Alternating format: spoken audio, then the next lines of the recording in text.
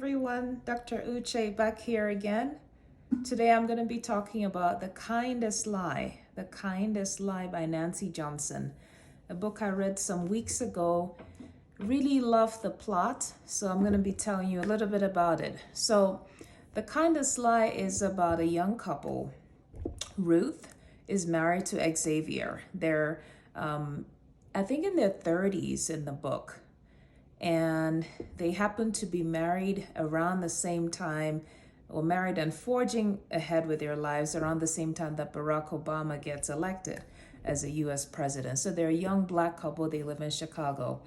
And they both have pretty good jobs. Ruth is a Yale graduate, did really well through school, and married an equally successful young man.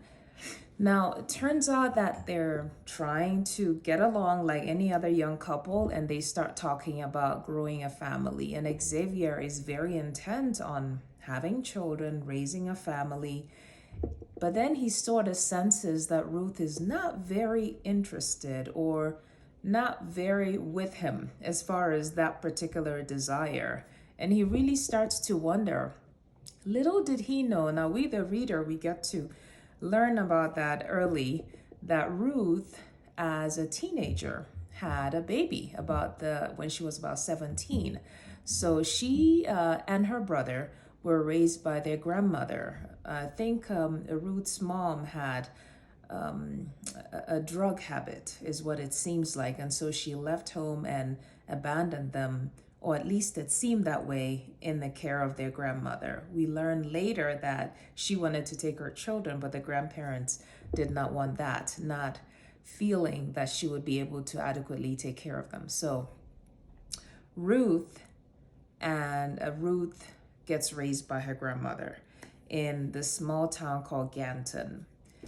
So when her husband Xavier starts talking about having children, she cannot be on board with that, because when she had her baby as a teenager, her grandmother took the baby and baby went to some family. She found a way to deal with the issue so that Ruth would carry on with her life, go to school, go to Yale, have a career as a chemist, I believe, in this book. But she didn't know what happened to her son, the boy that she had at the age of 17. So this thing about having a family with her husband made her feel guilty. Like, how could she go on having new children without some closure as to what happened to her son? So Ruth and Xavier start to have some serious problems, and she actually takes off. She goes back home to Ganton. She tries to get her grandmother to tell her what happened, and grandmother was not willing. Apparently, there was an agreement that her grandmother and her brother would take care of this problem, but she would not ask them ever about it. It was to be a done deal. Don't talk about it again. Carry on with your life, go to school, have a career, and that would be it. So Ruth tries to prod and poke grandmother. Grandmother does not give up. Ruth tries to go around town, tries to get information from other people. I guess the sort of city records, that sort of thing. And she figures out that it's actually not that easy or straightforward. So she gets to meet some people she used to know as a child. There's a certain lady who has a store, and her grandson, Midnight. So these are white people. Her grandson is called Midnight, which is a nickname he acquired. I'm trying to remember. I think he liked to have a lot of friends of the African American ethnicity, small town with some white people and people of African American ethnicity. And so this boy, very sort of unfortunate life circumstances, but ended up in the care of his grandmother. And Ruth gets to meet this young boy, Midnight, and they bond. They have an almost mother-son relationship. They actually get to know each other. And Midnight has a very good friend, a young black boy who is Corey Cunningham. We get to see pretty early on that Corey Cunningham has got to have something to do with Ruth's son.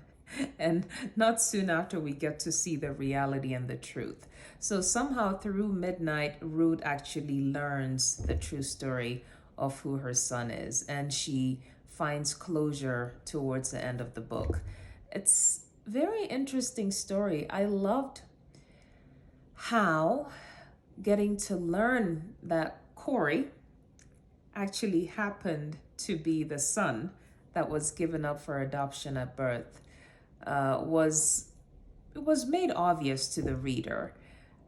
So instead of making the story all about the hunt for the son, they made it about partly hunt for the son, but also just the interactions between the different ethnicities, different populations, the lies, the lies people tell, thinking that they're helping their child to have a future. So, how much can you hide?